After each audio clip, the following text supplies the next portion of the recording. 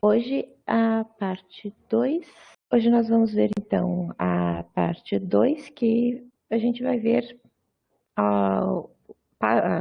um por um de todos os nossos campos, nossas partes dos elementos pré-textuais e depois textuais e pós-textuais.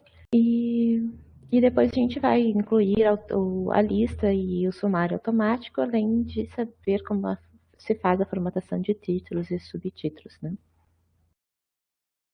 Então, a primeira coisa que tu faz quando abrir o trabalho, né, seria para a configuração de página, lembrando que o nosso modelinho, vocês não precisam fazer isso porque já está configurado, mas eu vou compartilhar a página, minha tela aqui para vocês verem como que se faz a configuração de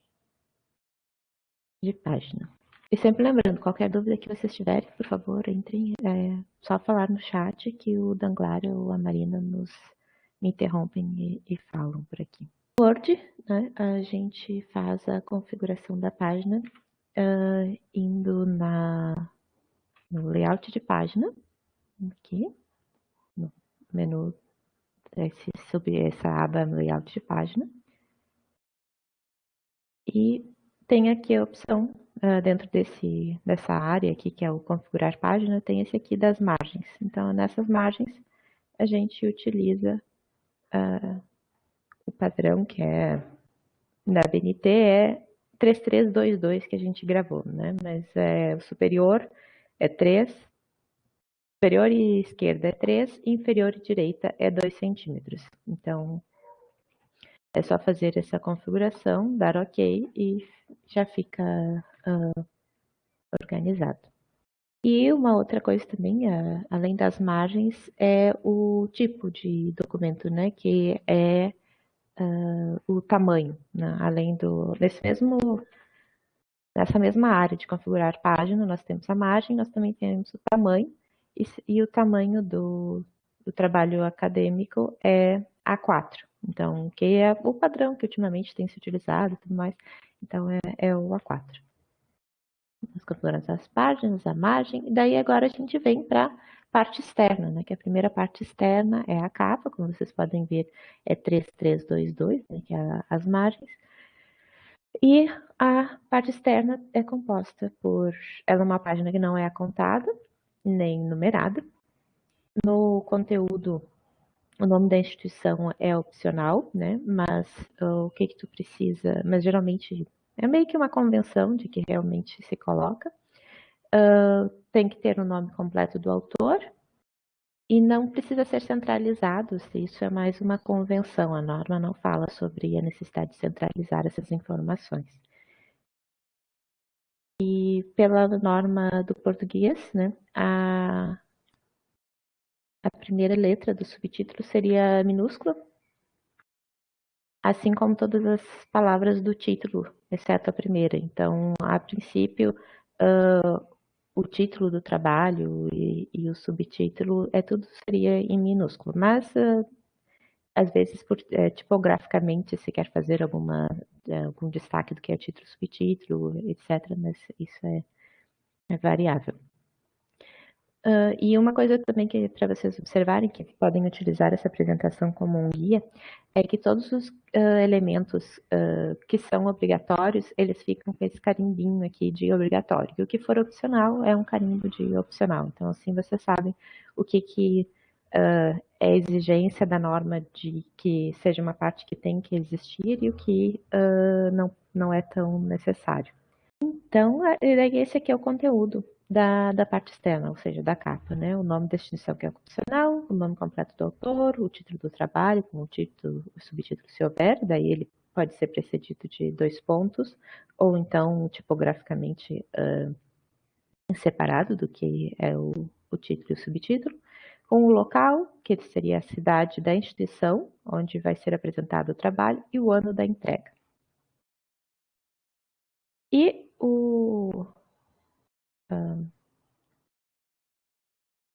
deixa eu mostrar, então.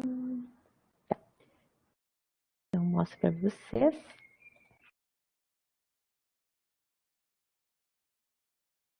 Então, aqui no nosso modelinho já vem previsto o título, a instituição, daí aqui a gente escolhe a unidade, então tem todas as unidades da URGS.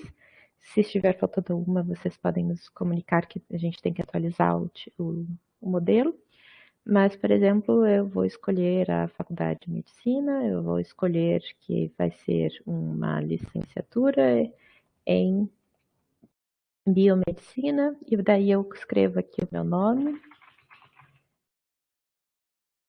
E daí aqui eu escrevo o título do meu trabalho.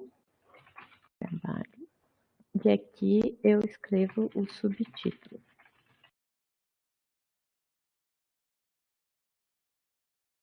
E a cidade, daí eu escrevo também aqui, Porto Alegre. E o ano. Daí aqui é só clicar e dizer a data. Não, na verdade, que fica, a ideia é para facilitar para vocês na hora de completar. O único cuidado que no final vocês vão ter que fazer é revisar a cor da fonte, porque para destacar que são campos de preenchimento, a gente colocou em cinza e ele não às vezes não vai automaticamente para preto. Então, depois é só mudar a cor para preto. Que isso é uma coisa, né? Todo o trabalho deve ser na cor, né? É em preto que se escreve e só utiliza outras cores nas imagens, como for necessário. Eu compartilho a tela. Então, sobre a paginação, que eu não me lembro, alguém tinha perguntado ontem, eu vou mostrar como inserir. Ela é sequencial, então, a partir da folha de rosto, mas a gente não conta a ficha catalográfica, sendo que só a partir da introdução que deve aparecer o número. Então, tem alguns recursos que a gente tem que utilizar no Word para que ele comece a contar a partir da folha de rosto e só apareça a partir da introdução. E cuidados que tem que ser, é algarismo arábico, ou seja, não se utiliza números romanos para as pré-textuais, que em algumas áreas eu já vi utilizarem, não é a BNT é tudo arábico e só a partir dos elementos textuais. Fica no canto superior direito da folha, a 2 centímetros da margem. Então, eu vou mostrar para vocês como que inclui a paginação, mas também porque tem todos esses cuidados que a gente tem que incluir, né, de é mais ou menos umas gambiarras que a gente faz para que o Word faça o que a gente quer. É mais ou menos isso a jogada. E o primeiro elemento pré-textual aqui, que é contado, né? É a folha de rosto. Mas mesmo assim ela não pode mostrar o número, né? E ela é quase a mesma coisa da capa. A única diferença é que ele tem essa natureza e o nome do orientador. A natureza é onde tu fala o tipo do trabalho, o nome da instituição, e então na folha de rosto tu não tem aquele cabeçalho de instituição, porque é na natureza que isso aparece. Então, deixa eu mostrar para vocês a folha de rosto e como incluir a numeração.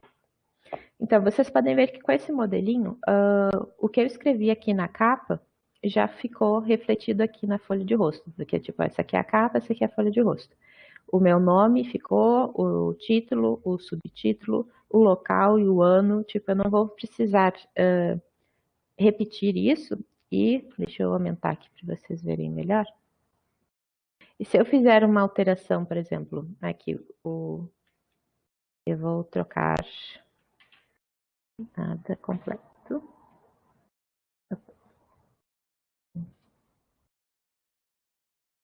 Ó, eu alterei aqui o meu subtítulo e ele alterou aqui o subtítulo na folha de rosto também. Então, é uma das partes interessantes, né, que às vezes tem que fazer alguma alteração e com esse modelo tu faz a alteração do título de alguns campos, né? Se tu faz na capa, ele vai se refletir para a folha de rosto. A única coisa que vai ter que fazer é essa parte aqui, então, é um trabalho, é uma dissertação apresentada, não, licenciatura. Então, é um trabalho de conclusão de curso apresentado como requisito para escolher licenciado em biomedicina, como se isso existisse, essa parte boa desse coisa, da Faculdade de Medicina. Nós podemos ser criativos nesses momentos. E daí aqui tu coloca o nome do orientador.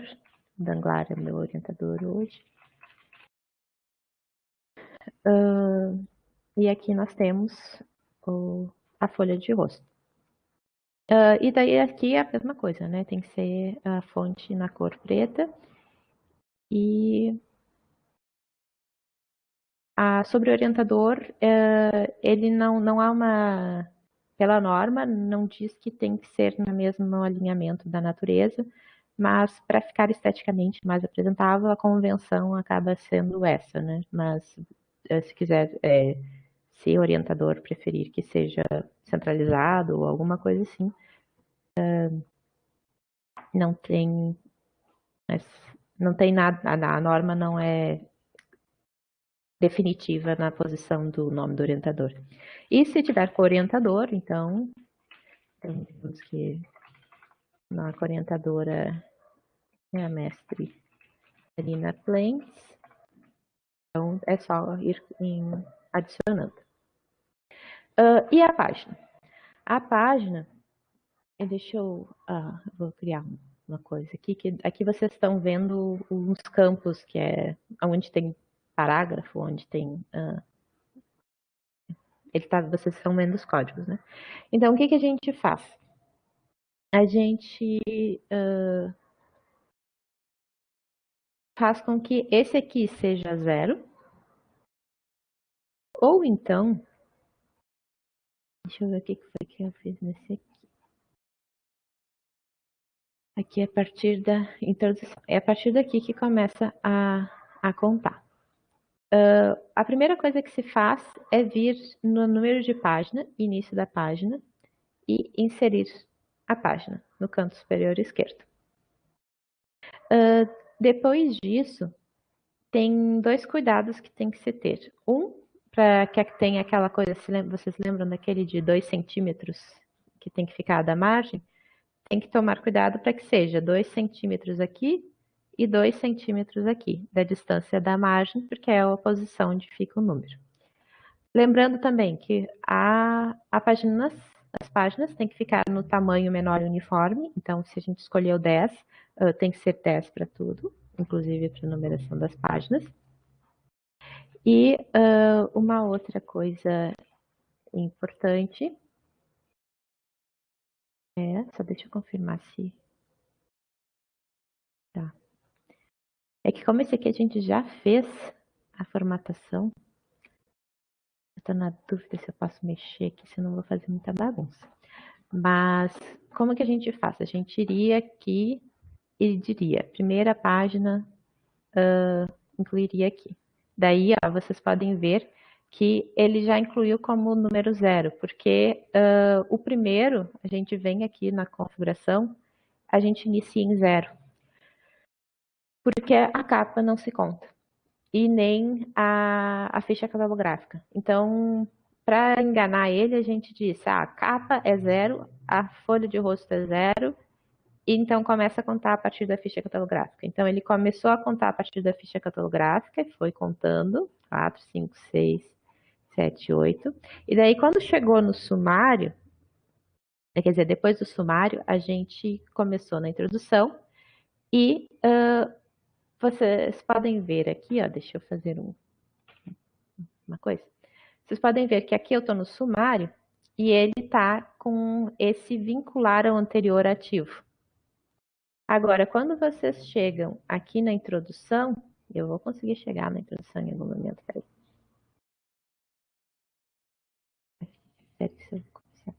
Tá. Aqui na introdução, não tem esse vincular ao anterior. Por quê? Quando a gente faz a gente tira esse vínculo, né, a gente tem como fazer uma formatação diferente. E, digamos, que a partir daqui eu tenho número. Quer dizer, cadê? A partir daqui eu vou querer que tenha número. Mas aqui para trás eu não quero que tenha número. Então, todos as pré-textuais eles estão vinculados entre si. Então, eu vou e deleto a numeração da página e ele não vai fazer diferença no resto do trabalho.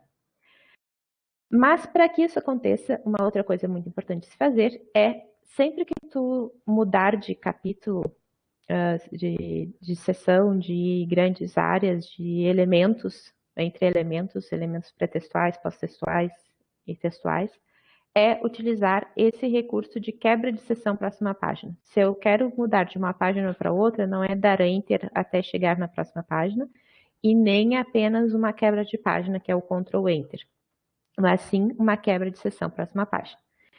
Como que eu faço isso? Isso, na verdade, eu vou mostrar para vocês de novo quando a gente começar a colocar os elementos textuais, mas só para vocês saberem, é nesse aqui, layout da página, e daí, naquele mesmo onde a gente fez a configuração das margens, do tamanho, a gente também tem aqui os quebras, que são várias quebras possíveis que tu tem. E daí tem as quebras de página e as quebras de seção e quebra de seção próxima página. Então, é essa aqui que a gente vai utilizar. Eu sei que essa parte é bem confusa, por isso que a gente meio que parou de falar como que se inclui a numeração e fez o modelinho para poder facilitar a vida para vocês. Mas se alguém tiver interesse de realmente colocar a numeração, é uma possibilidade. Eu não sei se ficou muito confuso ou se conseguiram me acompanhar. Se estão com alguma dúvida que querem que eu repita. A Rosane disse que está achando meio confuso. Rosane, qual é a dúvida assim, exatamente que ficou?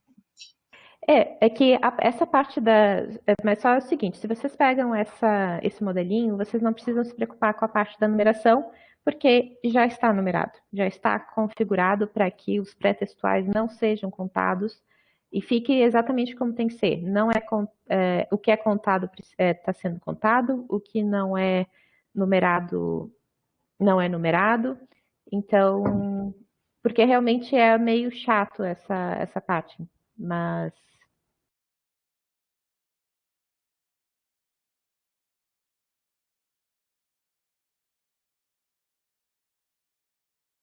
Luísa, a Kátia disse que o Zotero não entrou no Word.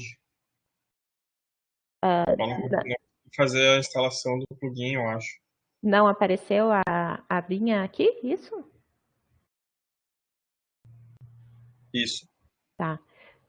Isso faz o seguinte, fecha todos os Words similares, Word, Excel,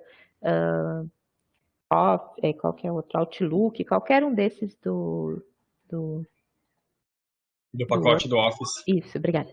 Do pacote Office. E abre o teu Zotero. Luísa? Oi. Por segurança, se tiver o Teams instalado também, por ser algo que usa parte dos recursos do pacote Office, pode ser interessante fechar também. Tá, isso. Obrigada, Marina. Esse também, e às vezes até tu precisa reiniciar o computador porque fica alguma coisa lá aberta sem tu ver que está aberta. E daí depois tu vem aqui no editar preferências, que é onde a gente faz 99% das coisas que a gente precisa fazer, né? Deixa eu dar um zoom aqui. Então a gente vai no editar preferências. E daí nessa aba aqui, citação, tem essa abinha processadores de texto. E daí nessa abinha processadores de texto, escolhe essa aqui, ó, instalar o suplemento do Word. Ou reinstalar, pode ser que seja instalar ou reinstalar. É a primeira coisa que a gente faz para tentar ver se ele aparece. Se mesmo assim continuar dando problema, daí tu nos avisa que a gente tenta uma. Luísa, Oi. lembrar também que na primeira vez que a gente abre o Word tem que habilitar a mensagenzinha aquela sobre macros. Ah, é verdade. Aquela barra amarela, às vezes, caso for só porque tem uma barra amarela aparecendo, pode ser só clicando ela, que ela geralmente fica aqui em cima. Que eu acho que eu já habilitei isso há tanto tempo, eu sempre esqueço, a Marina sempre lembra. Tem aqui uma barra dizendo alguma coisa, e daí tem que dizer habilitar macro. E daí. Luísa, pode passar novamente a quebra de página? Ah, sim, mas essa pode ficar tranquilo que a quebra de página eu vou falar de novo mais adiante com mais calma, assim, nos títulos e subtítulos. Porque é uma coisa que a gente vai usar recorrentemente, que vocês podem ver que a cada sessão aqui, ó, tem essa quebra de sessão, próxima página, né? Quando eu ativo, né, esse botãozinho aqui, ó, vocês conseguem enxergar o que é o tipo de. O que tem tab, o que tem espaço, o que tem quebra de sessão próxima página, né? Então, como cada sessão primária tem que estar numa nova página, eu vou mostrar para vocês direitinho como incluir uma quebra de sessão próxima página.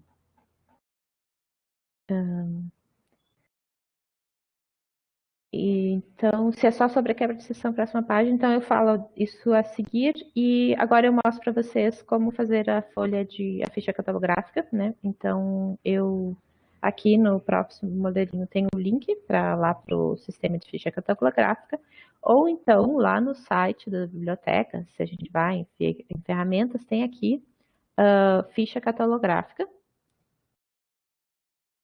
E aqui tem duas coisas, como o link para o sistema para elaborar a ficha e tutoriais para auxiliar no preenchimento. Então, se eu venho aqui no elaborar ficha, é um sistema que foi desenvolvido pelo pessoal no CPD para auxiliar a gerar uma ficha catalográfica meio que automática. Então, aqui tu coloca o nome, e daí aqui é o seguinte, quando é essa parte do nome, sobrenome, tem vários cuidados para ter. A gente tem que colocar o nome como se estivesse escrevendo normal, nada de caixa alta, coisa do gênero. E aqui é só o último sobrenome. Não é o. Tipo, se tu tem dois sobrenomes, um deles vai ficar aqui. Se tem um sobrenome filho, por exemplo, sobrinho, neto ou qualquer coisa, ele fica aqui depois do teu nome. E daí o título do trabalho, né?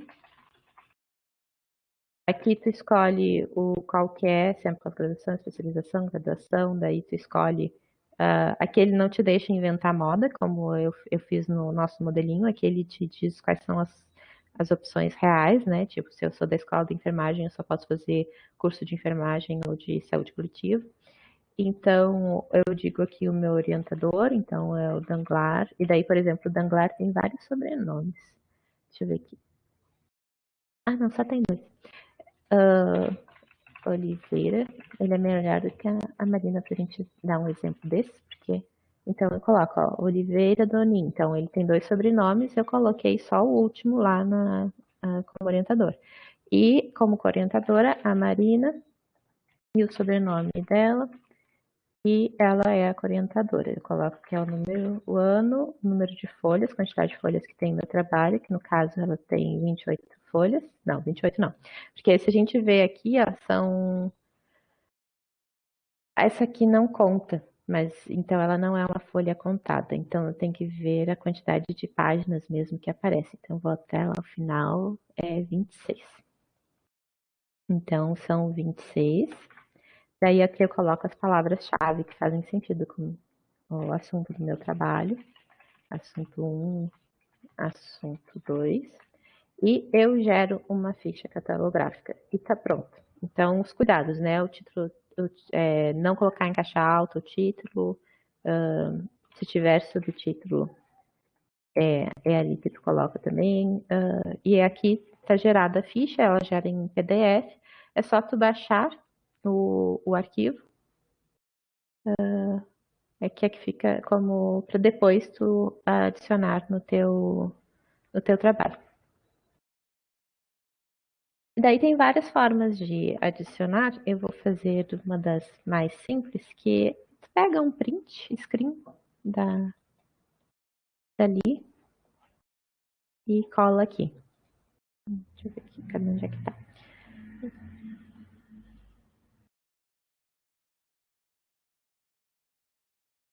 Aqui tá o arquivo.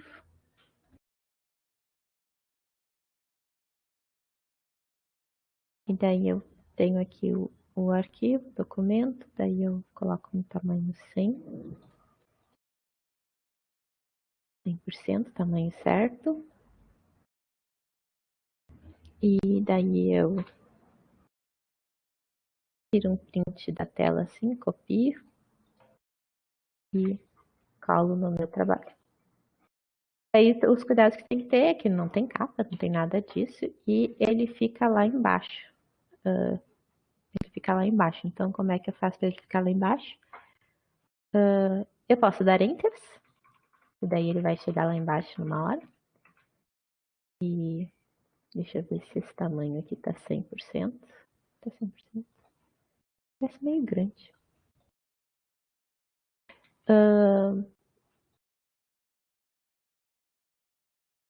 Assim, ele tá ali. Então, eu não tenho mais nada escrito. Ó, e daí vocês podem ver. Tá? Nós temos capa, que é a parte externa, folha de rosto, que é a primeira parte pré-textual, primeiro elemento pré-textual, e a folha de rosto.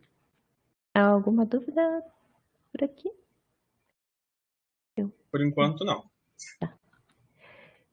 Então, sobre os títulos dos elementos, né? Os não numerados são centralizados, que a gente meio que já passou, que são os pré-textuais e pós-textuais.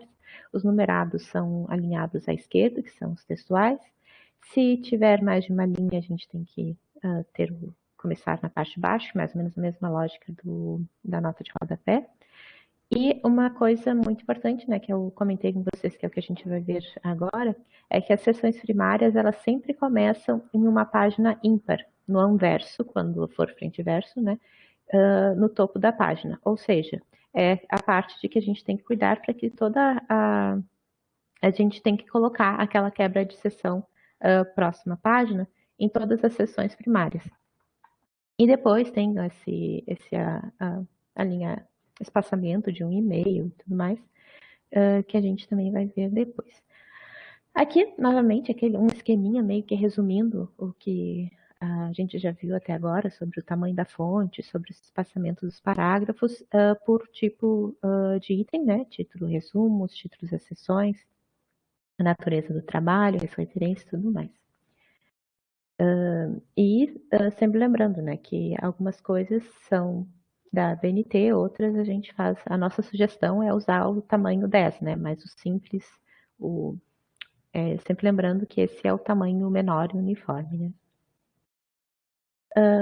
E sobre alinhamento, né, esse justificado é uma convenção, que a gente comentou, né, e assim como o centralizado. Da capa e da folha de rosto também é uma convenção, não está definido na norma isso, né? Um outro elemento obrigatório, né, dos pré-textuais é a folha de aprovação. E vocês podem ver aqui no meu modelo, que eu vou mostrar para vocês agora, que a folha de aprovação também ficou com aquelas informações. Ó, o meu nome está aqui, o título e o subtítulo também vieram. Só a natureza que a gente não conseguiu que ele repetisse. Então, daí a natureza, vocês vão ter que a preencher novamente, ou então fazer um copy e cola. Copiei aqui, colei aqui. Então, também adianta. Tipo, eu já tenho pronto, é só copiar e colar no próximo.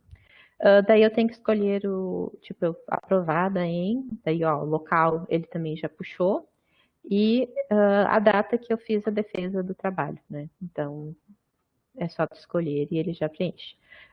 Um detalhe importante, também não temos que deletar esse título, né? Então agora já tem pronto minha capa, minha folha de rosto, minha ficha catalográfica, minha folha de aprovação, que são todos elementos obrigatórios. Luísa? Só um comentário em relação à folha de aprovação. Uma sugestão que a gente costuma dar em relação à folha de aprovação é que vocês não precisam digitalizar a folha de aprovação usada no dia da banca mesmo, porque na realidade o que é importante ter é a informação da data em que o item foi aprovado e quem foi a banca, porque essa informação só fica disponível nessa folha. Mas não precisam ter as assinaturas originais, sobretudo porque muitas vezes esses documentos eles vão para o Lume, então por uma questão de segurança é até interessante que não tenha cópia das assinaturas das pessoas, simplesmente o nome e os dados de quem foi a banca. Bem lembrado, Marina. Uhum. Obrigada. Deixa eu ver. Sim, e uma coisa que a gente viu recentemente é que na titulação da banca, sempre colocar o título, né? Deixa eu voltar lá para a apresentação, que na apresentação a gente tem aqui. Se é bacharel pela Academia Brasileira de Letras, as abreviaturas não, né? Bacharel, se é especialista, se é mestre, se é doutor. Então, apesar de esse aqui, por exemplo, ficar bem esquisito, é como a academia diz, né? Então a gente tem que aceitar. Porque é importante incluir a titulação, né? Daí a gente vai falando sobre a dedicatória, que é um elemento opcional, e daí é um momento que também a gente tem como fazer uma.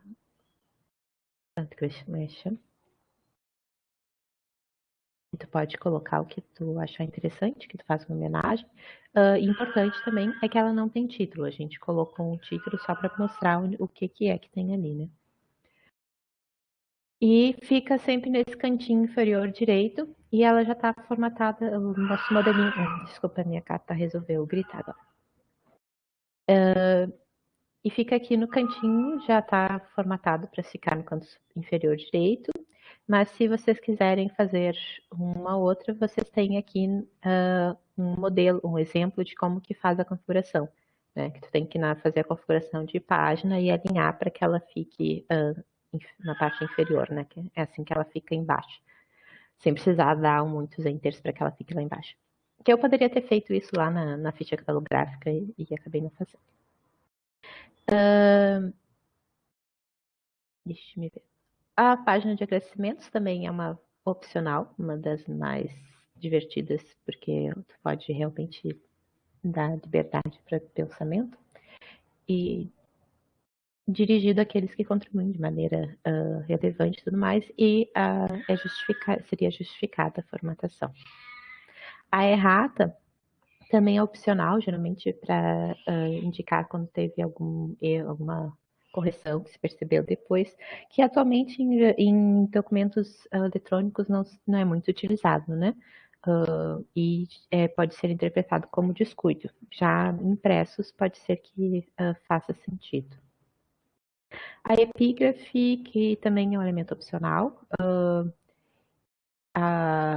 tu não pode, então um cuidado só que tem que ter é que tu não pode dizer que foi pegar esse verso do Quintana e dizer que foi a Alves 2020 que falou, né? Não vamos errar quem foi que fez a citação. E fica num formato de citação direta, assim, mas num cantinho, mas também é no canto inferior direito, alinhado à direita. E também há uma possibilidade de iniciar uma epígrafe dessas a cada sessão primária, a cada capítulo, né? Então, mas acho que isso, não sei se alguma, né, depende muito da área, se for usar isso ou não, né? Isso. Diga. A Rosane trouxe uma pergunta interessante. Ela perguntou se o nome das pessoas que compõem a banca aparece em algum tipo de ordem específica, por ordem alfabética. Geralmente é meio que uma ordem que o orientador indica, que é geralmente colocam quem é de fora da instituição fica primeiro e quem é da instituição fica depois.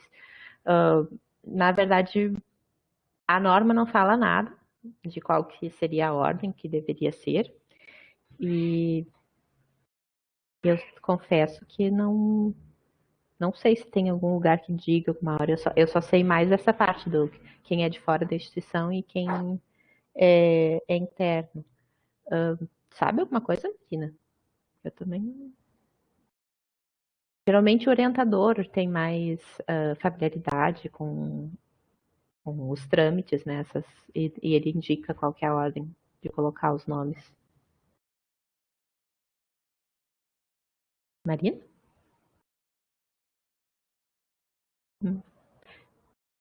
Ela tá digitando aqui. Ah, tá.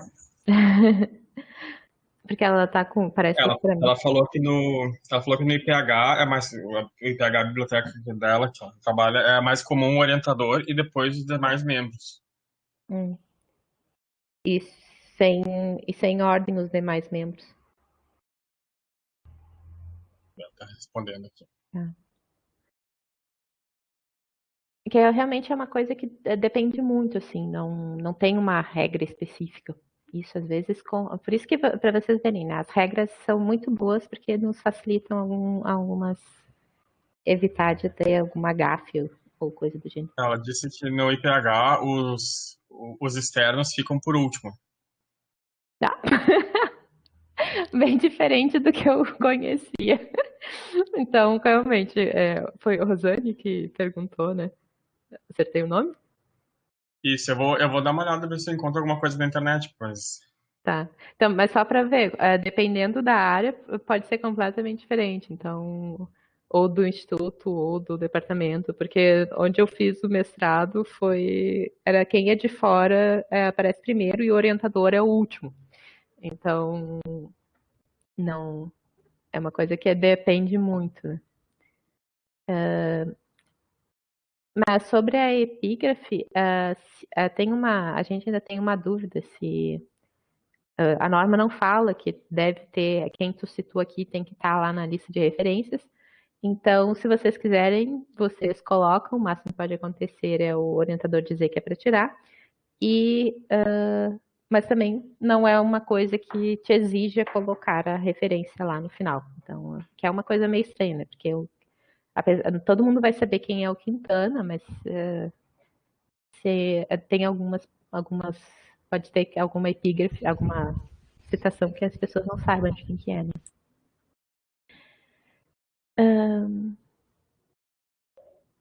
Então, o primeiro elemento pré-textual que é obrigatório, quer dizer, o primeiro não, né? Um dos elementos pré-textuais também que é obrigatório é o resumo, primeiro na língua vernácula, ou seja, na língua do documento.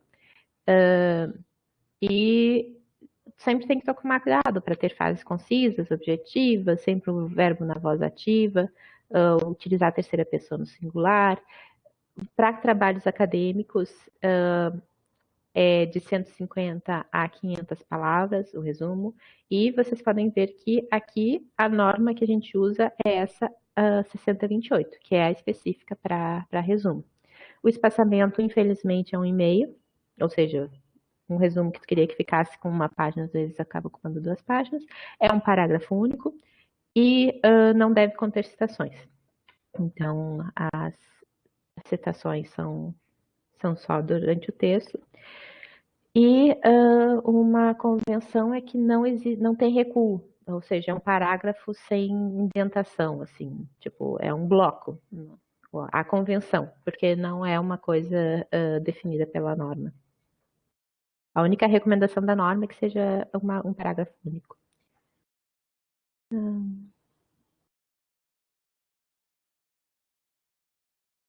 E o resumo na língua estrangeira, né, que pode ser, são várias opções de língua estrangeira, tem o inglês, o espanhol e o francês, que seriam os padrões. Assim, uma outra coisa que eu esqueci de falar, né, que além do resumo, tem as palavras-chave. E no caso das palavras-chave, elas são separadas por ponto, e a ideia é que tu indique as palavras-chave que melhor representem o teu documento, né? O conteúdo do teu trabalho. E preferencialmente utilizando um vocabulário controlado, que dependendo da área tem, dependendo da área pode ser que não tenha. Então aqui vocês podem, vocês já fizeram a busca, aquela busca que vocês fizeram lá no primeiro passo, que vocês definiram a estratégia, as palavras-chave, provavelmente vocês estão sabendo quais as palavras-chave que outras pessoas que forem procurar o trabalho de vocês vão achar mais interessante. Então é mais ou menos é nesse sentido que vocês têm que pensar na palavra-chave. Como que outras pessoas irão encontrar o trabalho de vocês, né? O que é mais importante do trabalho de vocês para que outras pessoas encontrem. E daí, o língua estrangeira, mais ou menos a mesma coisa. E daí, aqui tem que se tomar... Aqui é nos keywords, né? Tipo, se tu for usar as palavras-chave aqui, é muito interessante de procurar realmente se tiver... um vocabulário controlado, porque às vezes só traduzir não é o suficiente. Tu tem que saber qual o termo que no outro idioma é utilizado para aquele mesmo assunto. Porque pode ter vários sinônimos, né? Uma palavra pode ter várias traduções, mas ser utilizado outro no outro idioma, né? Então, por exemplo, se eu vou dizer que está chovendo canivete aqui no Brasil, eu vou dizer que está chovendo gatos e cachorros em inglês e chovendo corda em francês. Então, é a mesma coisa, mas se for traduzir, são expressões completamente diferentes, né? Então, por isso que tem que tomar esse cuidado. Então, agora nós vamos fazer um dos mais divertidos, que é opcional. Por quê? Porque não necessariamente você vai ter ilustrações suficientes para gerar uma lista de ilustrações. E ela tem que ter esse formato. Tem o título da figura, o número da figura, o título, o número da página. E, como eu tinha comentado para vocês, quando a gente incluiu aqueles várias figuras, né, pode ser desenho, fluxograma, quadro, mapa, gráfico, plantas, tudo que não for tabela é figura, é ilustração, né, no caso. E o que a gente convencionalmente fala é que a partir de 5 faz sentido ter uma lista de ilustrações. Mas não é uma coisa certa, tipo, se tem 5, inclui, se não tem 5, não inclui. Isso é uma coisa muito mais subjetiva, digamos assim. E a ideia, sempre lembrando, é para facilitar a leitura facilitar o teu leitor, né? Então, para ele se achar. Então, se é importante ter uma lista de ilustração, vocês podem incluir. E se por acaso tiver muitos desenhos, muitos fluxogramas, muitos quadros, se tu quiser separar, tu tem como fazer. Uma só para quadros, uma só para desenhos e por aí vai. Mas aí tem uma questão que eu não sei. Quer dizer, que não sei não. Não existe assim uma que diga, se qual vai ser a ordem, né? Daí a ordem a gente acaba usando a ordem alfabética, né? Porque quando a gente não sabe o que fazer, a gente usa a ordem alfabética, que é a mais padronizada, mais básica de padronização que a gente pode se utilizar. Então, eu vou mostrar para vocês como a gente insere a lista de ilustrações. Lembrando que a lista de tabelas, ela é a mesma lógica da lista de ilustrações. A gente não tem uma convenção, a gente não tem uma definição, a gente convencionalmente diz que a partir de 5 faz sentido incluir. E sempre lembrando que a ordem que aparece é na ordem que aparece no texto. Então, o que a gente incluiu ontem, né, a gente vai conseguir agora recuperar. Vou compartilhar a tela com vocês agora. E a gente vai fazer essas duas coisas, incluir uma lista de ilustrações e a lista de tabelas. Ó, e daí eu já tenho aqui o espaço, né, separado, esperando eles, e daí eu vou vir aqui, cadê? A lista de ilustrações. Uma hora eu vou chegar lá, tá aqui. Aqui tá a minha lista de ilustrações. Eu vou mostrar para vocês a quebra de seção para vocês verem direitinho. Então, eu vou deletar isso aqui, que eu não preciso, que é só uma descrição. Isso aqui não faz parte, né, que é só a gente ir dizendo para vocês o que é por sinal, porque é obrigatório. Daí a gente vai vir, deixa eu dar um maisinho aqui para nós. Não, é nesse aqui, referências. Nesse referências, naquela aba referências, que foi onde a gente fez para inserir a legenda e inserir a referência cruzada, agora nós vamos inserir esse índice de ilustrações.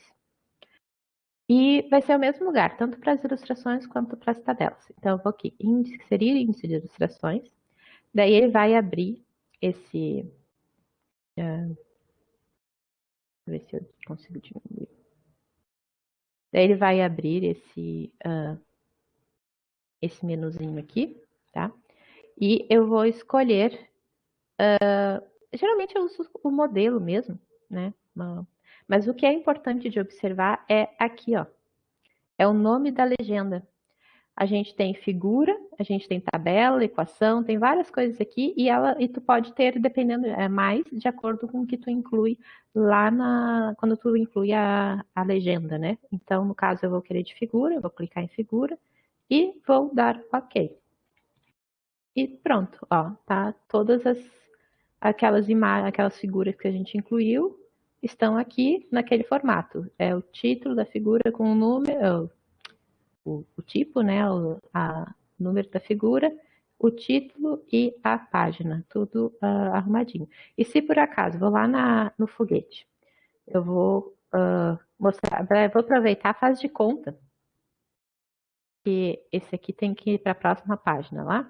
Então, eu vou vir aqui no layout de página, quebra, e vou na quebra de seção, próxima página. Ó, e daí eu mudei a página do foguete. Agora, se eu for lá na lista de ilustrações de novo, eu estou aqui indo na lista de ilustrações, e eu clico com o botão direito, eu vou atualizar o campo. E daí, como eu não fiz alteração nenhuma no título, ou não incluí outra figura, eu vou só atualizar apenas o número da página. Deixa eu dar um aumento aqui para vocês. Ó, atualizar apenas os números de página. Daí eu dou OK. Ó, e atualizou. O foguete que estava 17 foi para a página 18, porque ele atualiza automaticamente, né? De acordo com o que tu tem. E agora eu tenho que incluir uma lista de tabelas. Eu vou deletar essa aqui, porque essa aqui já... Né? E vou incluir uma lista de tabelas. Como é que eu incluo a lista de tabelas? Naquele mesmo lugar lá que a gente foi para incluir a lista de figuras. A gente vai em referências, inserir índice de ilustrações. Só que aqui, ao invés de escolher figura no nome da legenda, nós vamos escolher tabela. Então, vem aqui, vou escolher tabela e OK. Ó, já está aqui. Todas aquelas as tabelas que eu incluí com as paginações. Então, já está pronto a nossa lista de tabelas e a nossa lista de figuras, de acordo com o que a gente fez ontem de inclusão. Alguma dúvida sobre a lista de tabelas e ilustrações? A princípio, não. Não, perfeito. Então, qualquer dúvida, vocês me interrompam. Vamos voltar então para cá. Pré-textuais, nós temos também a lista de abreviaturas e siglas. Que, sempre lembrando que a primeira ocorrência da sigla, ela fica em parênteses, e ela é precedida pela expressão da palavra, pela palavra ou expressão por extenso, né? Então, é só depois que tu vai poder utilizar no texto apenas a sigla. E isso aqui é interessante para que tu não tenha que ficar escrevendo 1.500 vezes a mesma coisa, né? Por exemplo, NDE, tem dois aqui meio estranho. CNPq, né? FGV, para te não ficar escrevendo isso toda vez, tu pode vir ali e criar uma lista de abreviaturas e siglas. Então, como é que funciona? A minha lista de abreviaturas e siglas é um pré-textual, mas isso aqui é um reflexo do que tem no meu documento. Então, por exemplo, se eu estou aqui no meu documento e eu vou escrever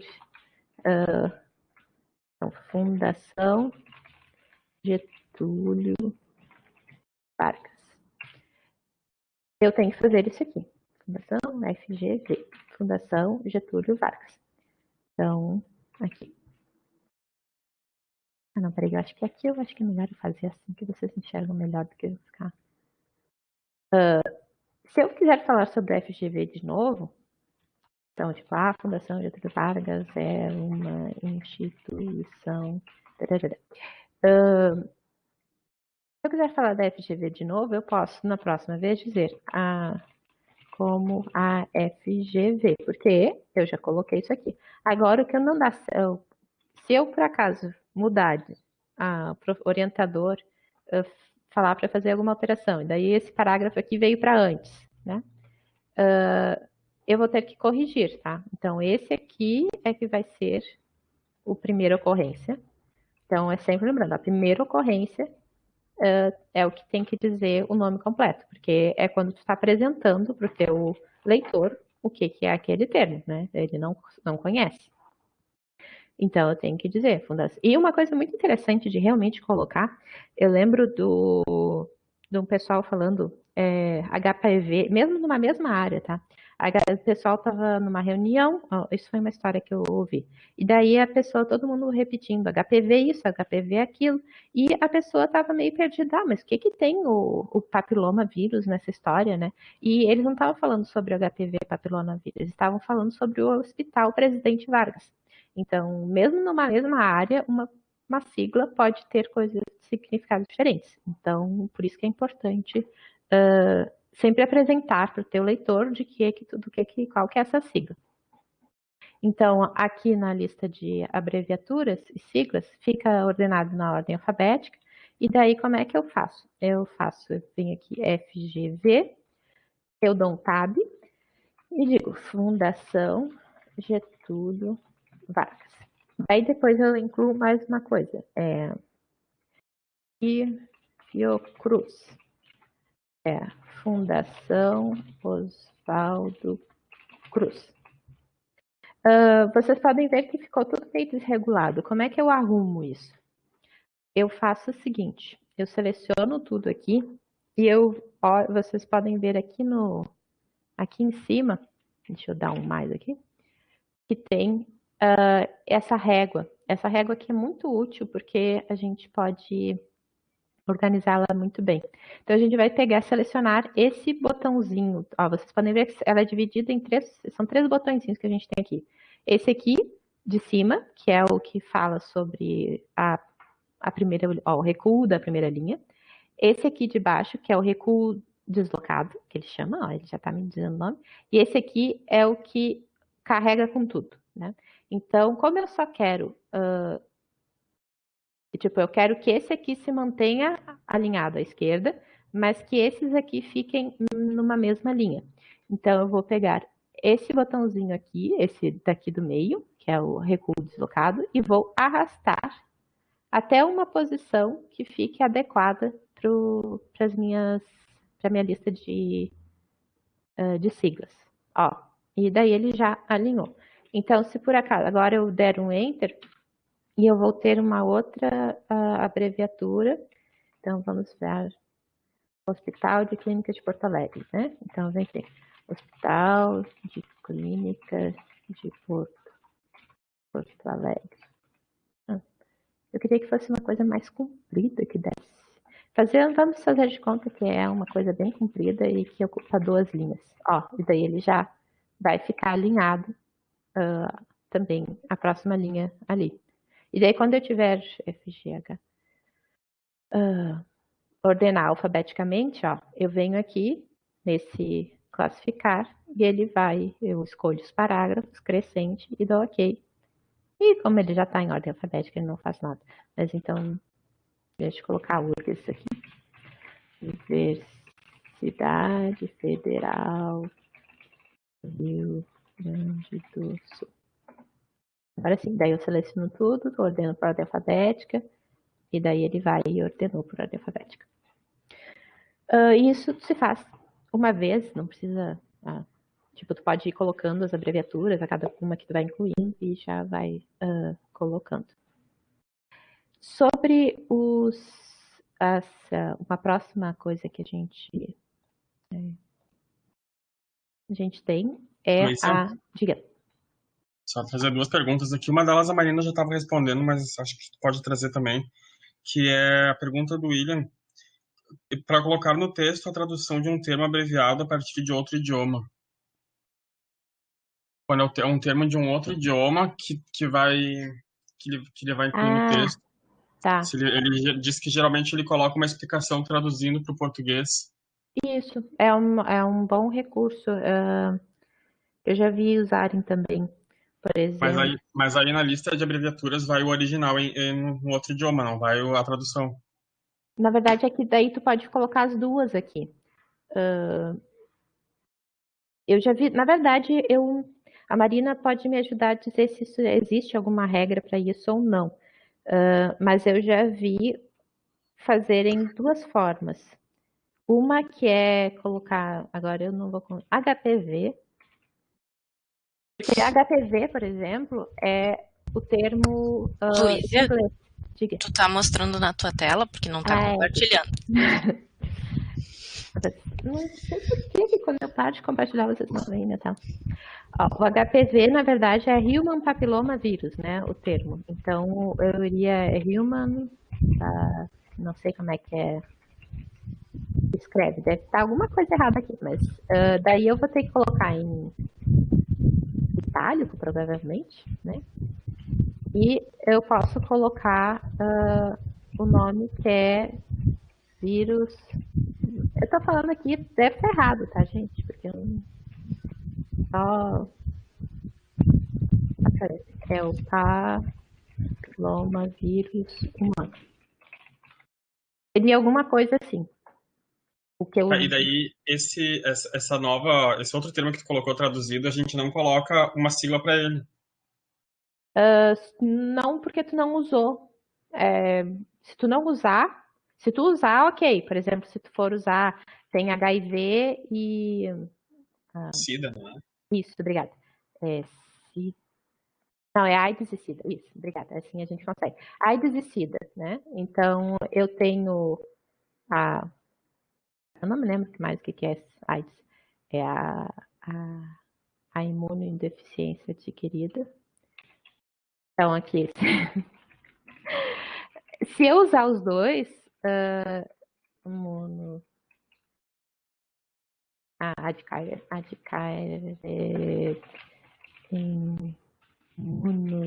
eu usar os dois, eu vou fazer de conta que tá aqui, tá? Se eu usar os dois, eu coloco os dois. Agora, se eu for usar só a AIDS, então faz mais sentido eu só dizer, é AIDS e em português é isso. Porque se eu colocar os dois, por que eu vou colocar uma sigla que eu não usei? Né? Aqui eu estou colocando as siglas e abreviaturas que eu usei durante o meu trabalho, para poder facilitar o meu leitor. Não para ser um exaustivo dicionário de tudo que é termo, né? Mas aí também tem a outra coisa, né? A norma orientador é a que rege, né? Tipo, isso aqui eu tô falando, não existe uma definição certa do que tu deve fazer, de como tu deve fazer, e pelo menos ao meu conhecimento, e eu estou usando uma lógica aqui do porquê que eu teria que atender o meu usuário. Se eu tenho que atender o meu usuário, eu tenho que, o meu leitor, né, no caso, para que ele entenda o que eu estou falando. Então, se eu uso AIDS, eu vou colocar AIDS. Se eu usar SIDA, daí, se eu usar os dois termos, aí sim, faz sentido eu colocar os dois aqui. Não sei se... E a outra pergunta era a pergunta da Rosane, e ela pediu para tu mostrar de novo o botão de classificar, porque não deu para enxergar. Ah, tá, perfeito. Eu vou fazer então com a... Aproveitar que eu já incluí mais uns novos aqui, ó. Daí eu uso o zoom. Então, eu seleciono, né, tudo que eu quero classificar. E daí eu venho aqui, ó, no início, tem aqui nesse grupozinho parágrafo, do lado daquele botãozinho que eu ativei para mostrar o que a gente está fazendo, tem esse aqui, ó, de classificar. Daí é só clicar aqui e daí vai abrir essa caixinha de texto que a gente vai dizer se quer classificar por parágrafo. Tem algumas outras opções, mas parágrafos é suficiente. E ordem crescente, né? Mantém a ordem crescente aqui. Então, deixa eu mostrar aqui. Ó.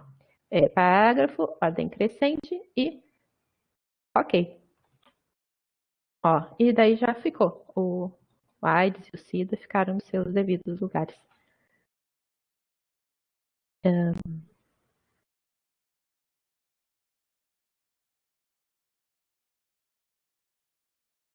E, assim, eu esqueci de falar, né? Tem os símbolos. A lista de símbolos, ela não já é usado mais na área da química, né? Que é mais difícil ter, ou matemática, ter símbolos nos trabalhos mais corriqueiros. Quer dizer, como eu não trabalho nessas áreas, para mim, esses são áreas diferentes e estranhas que eu nunca vi um trabalho. Então, mas existem geralmente são essas áreas que utilizam mais uma lista de símbolos e é na ordem em que aparece no texto, ao contrário da ordem alfabética, né? Então, é uma que tem que tomar cuidado. Ah, apareceu no texto, vou lá e incluir na minha lista de símbolos. Coloca o símbolo e depois o significado daquele símbolo, né? Então, geralmente para aqueles símbolos mais complicados, tá? Aqui, por exemplo, que está usando o porcento, não é um símbolo necessário realmente de ser incluído. E um outro elemento pré-textual, que é o último, né? O nosso último elemento pré-textual, que é o sumário, que é obrigatório. Ele pode ter mais de uma folha, né? Uma página. O alinhamento à esquerda, e daí tem uma recomendação que não é tão simples de se seguir, mas que eu vou mostrar aqui para vocês. E depois a gente vai voltar no sumário, depois que a gente fizer algumas alterações no texto, né, das coisas. Então, mas seria o seguinte, qual que é a recomendação, né, da BNT? É que todos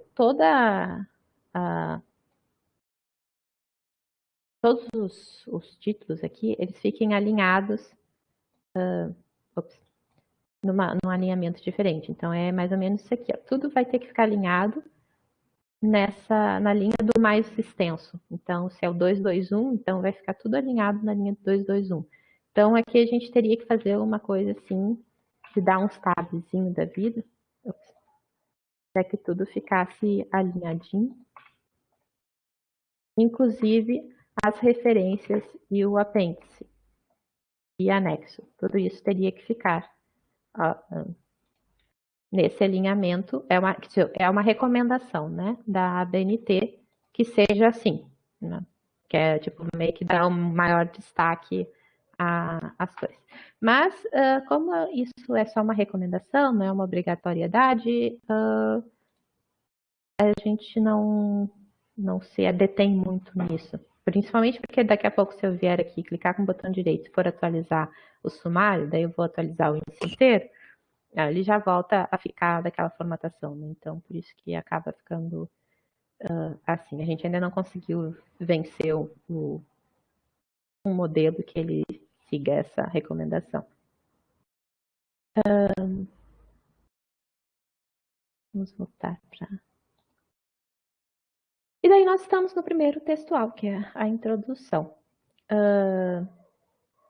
Ela é onde a gente começa a contar, a numerar, né, mostrar a numeração das páginas. O título é alinhado à esquerda e é numerado, então é aquela coisa, a gente começa a usar a parte da numeração progressiva, que é outra norma da BNT. E o conteúdo é a delimitação do estudo do trabalho, com os objetivos, e meio para situar, né, sobre o tema do trabalho.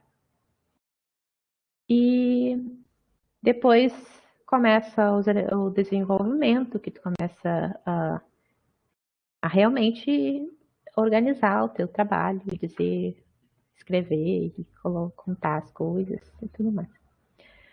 E daí a quantidade, como tu vai subdividir ele, isso é muito definido completamente definido pelo conteúdo, né, do trabalho. Os únicos cuidados que vocês têm que ter, né, sobre os elementos da numeração progressiva elementos pré-textuais e pós-textuais não são numerados, né? Mas a formatação é a mesma da formatação da seção primária. Então, se eu usar negrito e caixa maiúsculas e negrito na seção primária, eu vou usar maiúsculas e negrito na pré e pós também. E a nossa recomendação, né, é usar maiúscula negrito, maiúscula normal, primeira maiúscula e negrito, depois sem o negrito, depois com itálico. Então, essa é a nossa. Tu tem que diferenciar. A norma diz diferenciar tipograficamente cada seção, né? Mas como que tu vai diferenciar? Isso a norma não define. Isso tu tem liberdade para fazer e a gente sugere que seja assim, porque fica mais. Tipo, tu bate o olho e já vê. Mas o principal é essa. Se a pessoa ver que é negrito, maiúsculo é negrito, isso aqui é a seção primária. Se ver que não tem mais negrito, é seção secundária. Então, essa que é a ideia, para facilitar o teu leitor. Diga. Pode dar uma dica para os números das páginas no sumário ficarem retos? Números das páginas do sumário ficarem retos. Para eles ficarem alinhados uns com os outros. A Rosane trouxe que os dela sempre ficam tortos. Ela está usando a numeração ou atualizando o índice automático? Deixa eu ver ela responder aqui. Porque, para mim, ele sempre fazia isso. Não, ela não faz no automático. Ah, tá. Então é por isso. O automático é o que ele já padroniza, ele já deixa tudo bem alinhadinho para nós. E atualiza automaticamente. Da mesma forma como a gente fez a lista de ilustrações e tabelas automático, a gente também vai ver como que o sumário também funciona automaticamente. Mas eu já tô chegando lá para mostrar para vocês como incluir as numerações progressivas e tudo mais.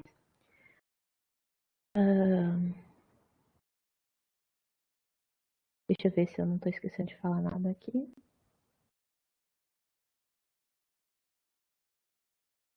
Assim, uma coisa também importante é que não pode ter nenhuma sessão sem algum texto, nem que seja nas próximas sessões veremos tais coisas.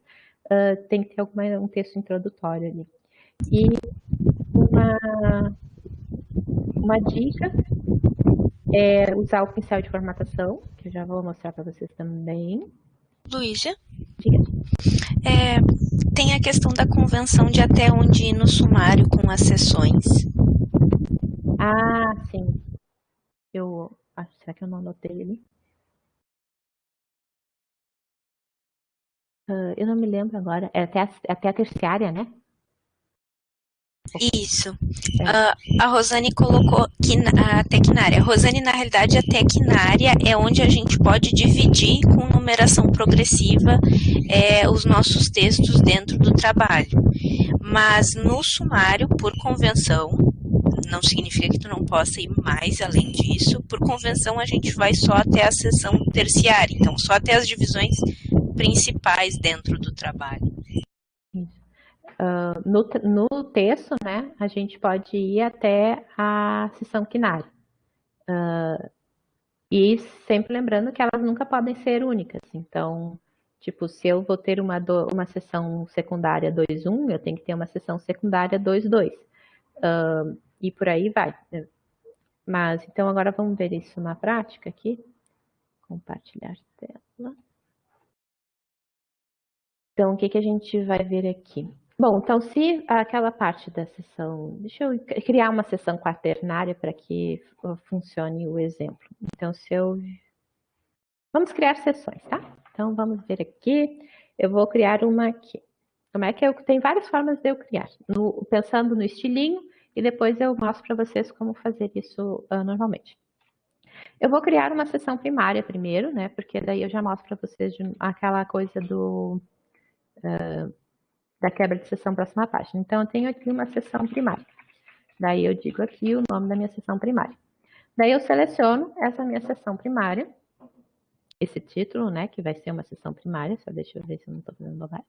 Tá, eu seleciono esse título, e com esse meu modelinho aqui do coisa, eu tenho, assim como eu tinha aquele da citação longa, eu tenho um aqui, ó, título 1. Título 1 é sessão primária. Ó, então já ficou sessão primária. Daí agora falta eu fazer a quebra de sessão para próxima página.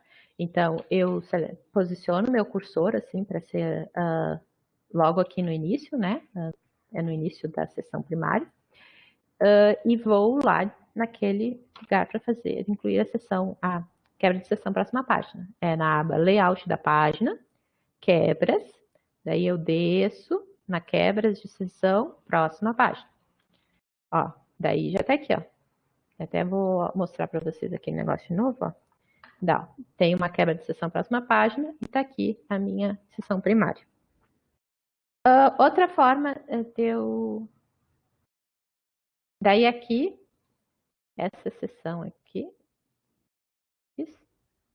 Ó, ela virou uma sessão terciária, mas eu não posso ter uma terciária sem ter uma secundária. Então, eu vou vir aqui e vou criar uma sessão secundária. Essa sessão secundária, eu posso vir aqui, né, vou escolher no modelinho o título, ou tem uma outra forma que eu posso fazer, que é usando o pincel, né? O pincel nada mais é do que como um recurso para te copiar estilos. Então, eu vou selecionar o estilo que eu quero copiar, daí é o parágrafo inteiro. Daí eu vou vir aqui no início, formatar, tá? Vou fazer um maisinho aqui para vocês verem. É esse recurso aqui. E ele tem em vários editores de texto, esse formatar pincel. Daí eu clico aqui em formatar pincel, vocês podem ver que ele ficou selecionado. E agora eu vou até lá onde eu quero transformar esse parágrafo aqui, eu quero transformar em uma seção secundária. Então, eu vou selecionar esse parágrafo, ó, vou dar um maisinho aqui de novo. Com o cursor aqui, ó, eu vou selecionar essa linha. Se eu quisesse selecionar os dois para virar a seção secundária, eu podia selecionar, mas eu quero selecionar só esse aqui. Eu seguro, né? Eu clico e seguro. E seleciono o que eu preciso. Esse aqui eu quero que seja secundário. Daí eu solto, virou uma seção secundária também, usando esse formatar pincel. Esse formatar pincel é muito interessante porque tu pode utilizar ele para qualquer estilo que tu queira copiar. Então, por exemplo, se eu quiser vir aqui e copiar esse estilo da citação longa, eu vou, ativo o meu pincel para ficar com essa formatação que eu selecionei, e agora eu seleciono esse parágrafo para ficar com o mesmo formato. Ó, daí ele puxou o estilo, aquela formatação. Então, aqui eu tenho uma seção secundária, lembrando que eu não posso não ter texto nenhum, eu tenho que ter sempre alguma coisa nas minhas sessões. Ó, daí eu também posso formatar o parágrafo assim, ó. Eu tô só com o cursor parado aqui, ó, e ficou o parágrafo, ele pega assim a formatação também. Mas aí ele pega só a formatação do parágrafo, né? Tipo, se eu vier aqui e clicar aqui e aqui, ó, ele pegou tudo. Por causa do estilo. Bom, mas sempre cuidar que nem sempre, se você simplesmente copiarem aqui, ele vai pegar tudo. Talvez pegue só uma parte. Então, por isso que é bem interessante de copiar sempre o estilo todo que tu quer o parágrafo todo do que tu quer copiar o estilo e do que tu quer colar o estilo. Então, que eu falei que não pode ter nenhuma seção sem nada escrito. E sessão primária, sessão secundária. O que mais que eu tinha que mostrar para vocês?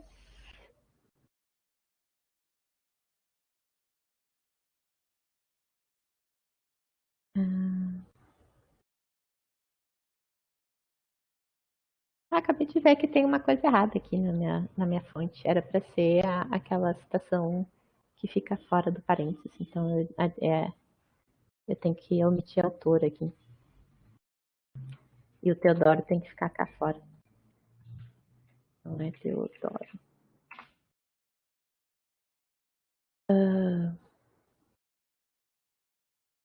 Tá.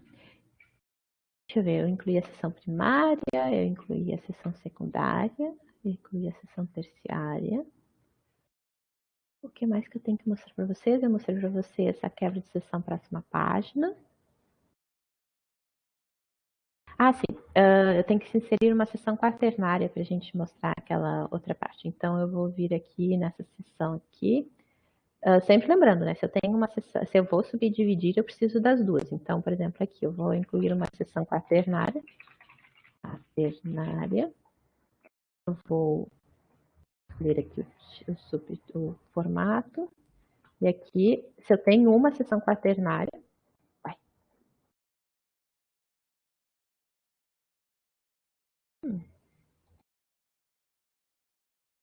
Se eu tenho uma sessão quaternária, eu vou ter que ter outra sessão quaternária aqui. Eu nunca posso ter uma sessão a partir da secundária sozinha, né?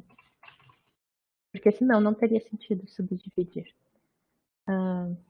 Aqui. Então, eu tenho duas sessões quaternárias.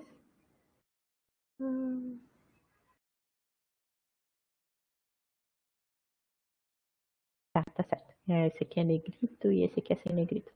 Então, aqui eu tenho a sessão primária, sessão terciária, sessão quaternária. Daí, agora, se eu for lá no meu sumário, eu vou... Vamos fazer de conta que eu não tinha o sumário antes. Se eu não tivesse o sumário, eu viria aqui em referências. Daí é um pouco diferente. Ao invés de vir aqui no inserir índice de ilustrações, nós vamos vir aqui no sumário. No sumário. E daí ele tem esse sumário automático, inserir sumário. Daí, nesse inserir sumário, aqui ó, é que a gente define, ó, se quer mostrar até os 3 níveis, se quer mostrar mais níveis. Então, por exemplo, aqui eu vou colocar que eu quero 4 níveis, tá? Só para mostrar para vocês. Ó, daí tá a quaternária aqui também.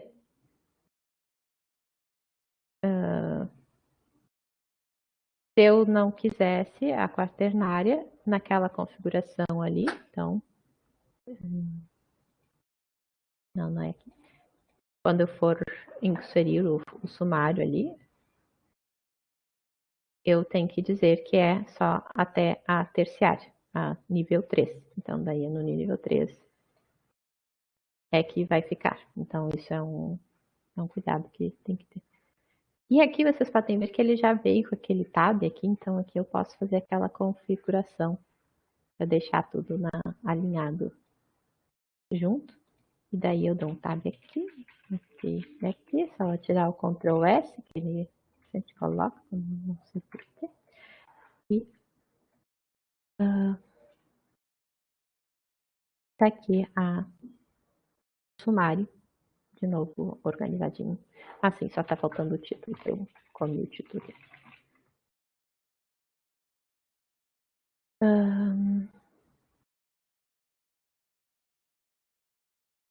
Então, nós já fizemos as numerações progressivas, daí depois tem as alíneas, né, que são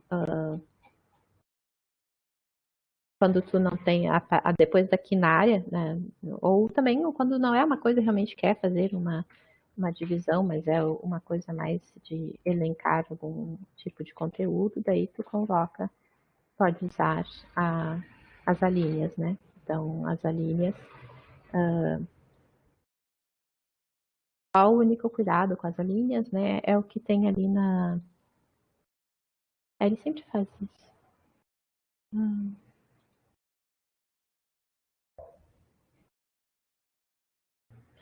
Deixa eu organizar isso aqui no direito. Que sempre é em letra minúscula, é a ordenação alfabética, né? A, B, C, isso o Word faz para ti. Sempre termina em ponto e vírgula, né? A cada linha, a não ser que tenha uma subalínea, né? No caso, a subalínea é sempre um traço, travessão. A única coisa que a gente ainda não acertou nesse modelo é para que ele fique alinhado corretamente. E daí aqui é a subalínea.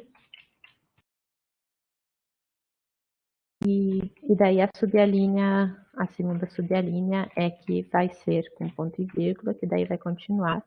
E daí vai para o próximo. E o último vai ser no ponto, né? A última, a linha.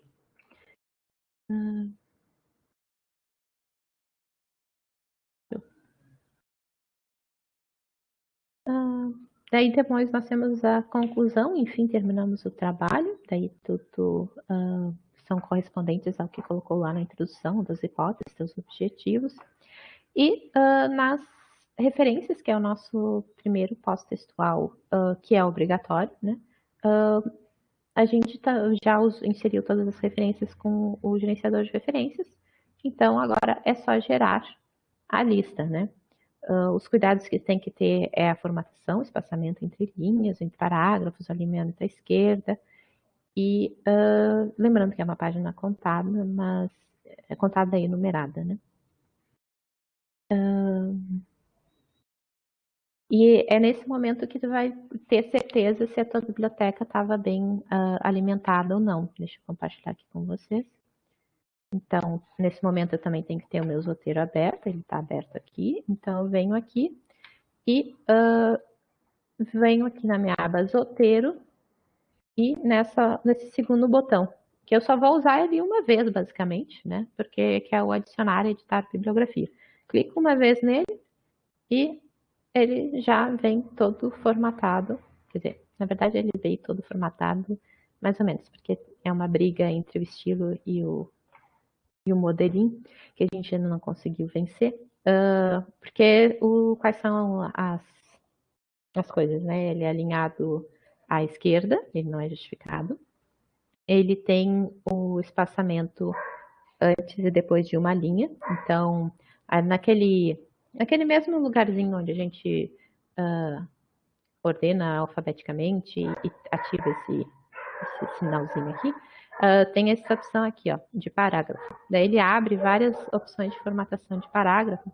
E aqui o que se tem que fazer é o seguinte: tirar essa seleção, porque vão ser do mesmo estilo e é para ter essa separação. E daí, qual que é a norma da BNT? Tem uma linha. Opa, foi pro lado. É uma linha antes e uma linha depois. Uma linha. Uma linha antes, uma linha depois, e o espaçamento entre linhas é simples. Essa é a formatação das referências. Então, eu dou OK e tá pronto. Mas isso aqui é bom fazer só quando tiver terminado de fazer tudo, porque se tiver alguma atualização, tu vai perder essa última formatação. E aqui tu confirma se realmente está tudo formatado direitinho, se não ficou alguma coisa errada, se está faltando alguma informação na tua biblioteca. E daí é o que a gente sempre fala, arruma lá na tua biblioteca, não aqui. Porque senão pode fazer bagunça.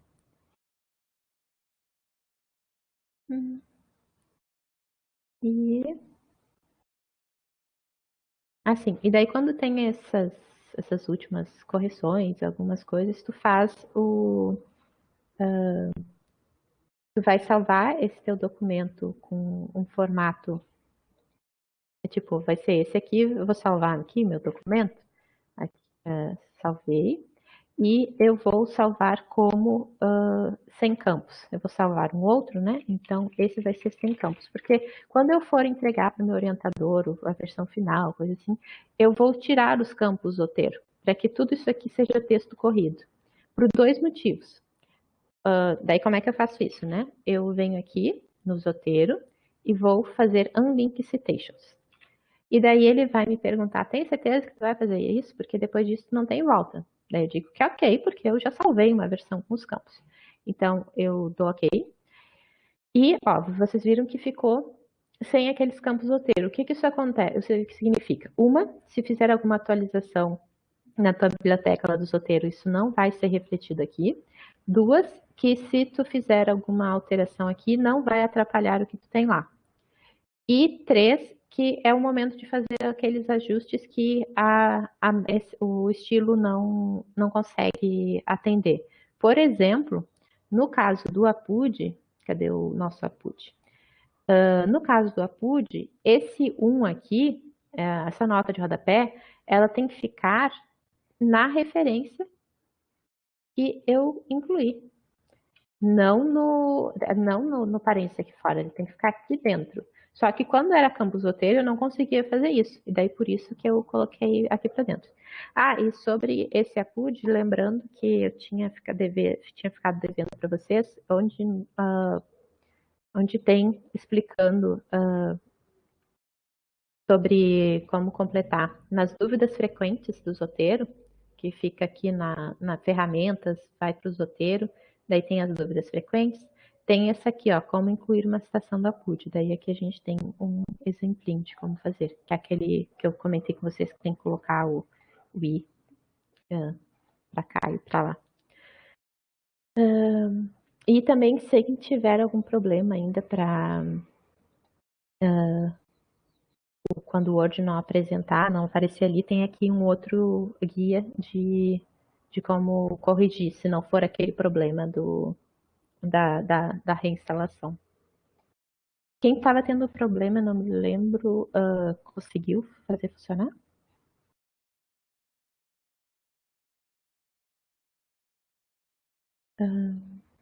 E depois nós temos os outros elementos pós-textuais, que é o glossário, que é opcional também, com palavras ou expressões técnicas com uso restrito, né, obscuro, coisa assim, é ordenado alfabeticamente, e daí tu inclui a definição ali.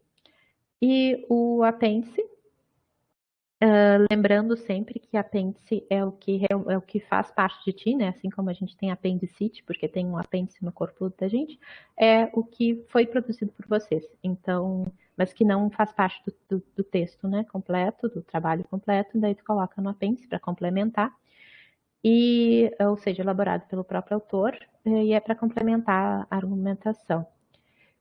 E depois tem os anexos, e sempre a ordem é isso, primeiro é os apêndices, depois os anexos, e eles são ordenados alfabeticamente, então vai ser, se tiver mais de um apêndice, vai ser o A, B, C, até Z, depois A, B e por aí vai, e a mesma coisa com os anexos, anexo A, B, C e por aí vai.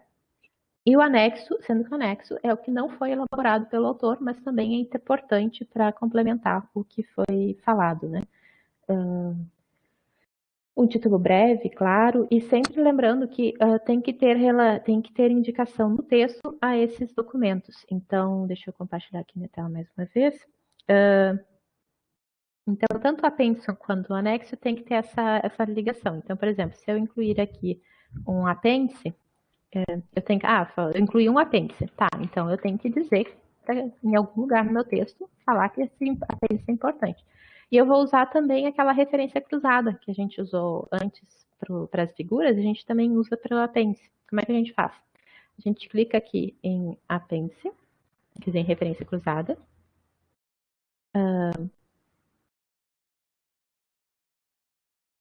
Usa título.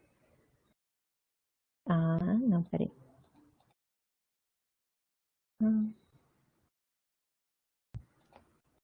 Ou, na verdade, tá aqui, ó. É o item numerado, apêndice A.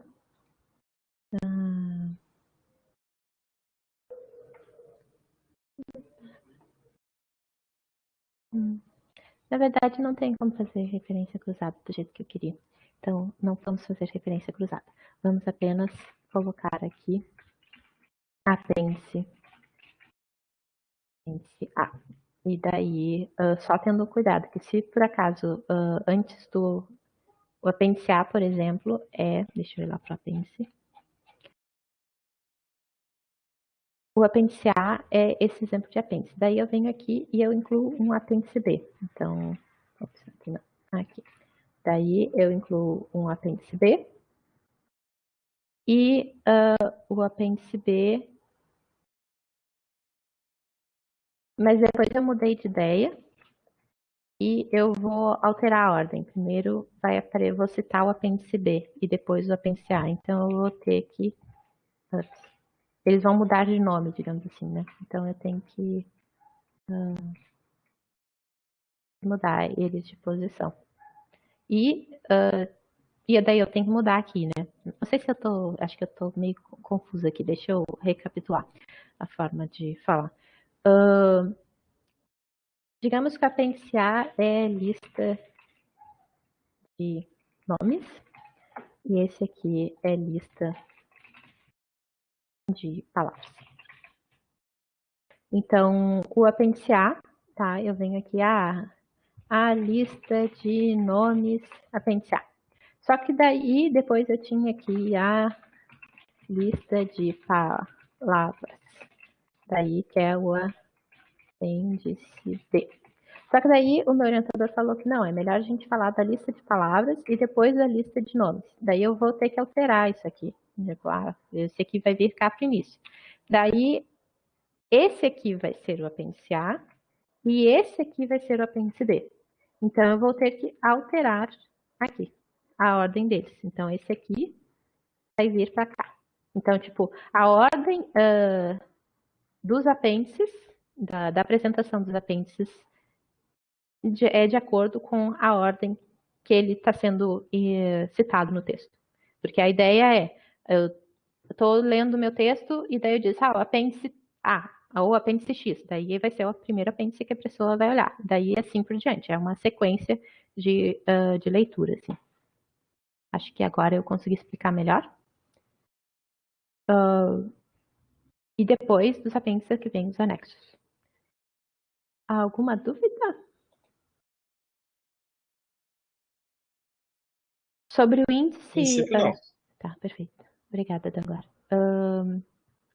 Depois tem o índice, que o índice a gente também tem como fazer automático. E também tu pode escolher vários tipos de índices diferentes, por critérios diferentes, índice cronológico, índice de sobrenome, tem várias opções. E depende do conteúdo que tu precisa corrigir, né, apresentar. E aqui é só um slide para poder explicar que se por acaso precisar imprimir, são esses os cuidados que tem que ter, que é o papel é branco ou reciclado, nada de folha azul ou verde, por mais que tu goste de verde, não pode. Elementos pré-textuais devem ser sempre no anverso da folha, ou seja, sumário, lista de ilustrações, todos esses é só no anverso, não fica frente e verso. A cor do texto, né, lembrando que é preto. E depois tem cuidado, né, que a margem espelho, que essa aqui é uma coisa mais chata, e como ninguém realmente faz a impressão de documento hoje em dia, a gente nem fala tanto nisso. E aqui tem todas as normas que a gente se usou para basear em algumas outras fontes. E muito obrigada pela atenção. Mil desculpas novamente pelos contratempos que tivemos hoje. E qualquer dúvida,